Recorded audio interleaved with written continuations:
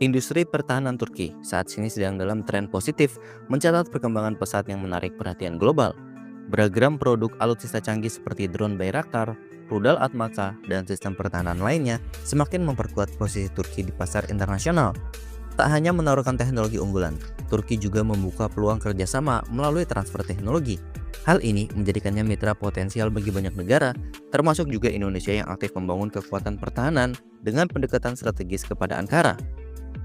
Kedua negara telah menjalin hubungan erat di berbagai sektor termasuk pertahanan yang menandai komitmen bersama untuk memperkuat kerjasama bilateral.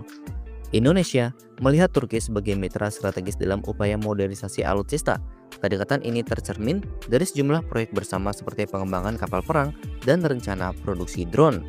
Namun, meskipun hubungan bilateral semakin erat, Turki belum menunjukkan sinyal menjadikan Indonesia sebagai mitra utama di kawasan Indo-Pasifik. Hal ini terlihat dari penolakan pemberian transfer teknologi pada proyek KCR 70 meter yang dianggap penting untuk mendukung kemandirian industri pertahanan Indonesia. Sebaliknya, Malaysia sendiri juga aktif menjalin hubungan dengan Turki di sektor pertahanan.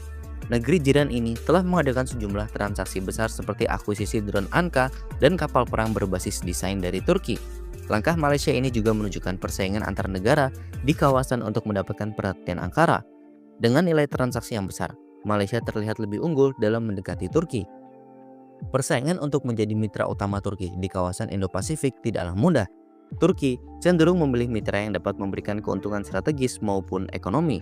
Dalam konteks ini, Indonesia harus menunjukkan komitmen lebih kuat melalui kerjasama nyata yang memberikan dampak langsung bagi kedua negara.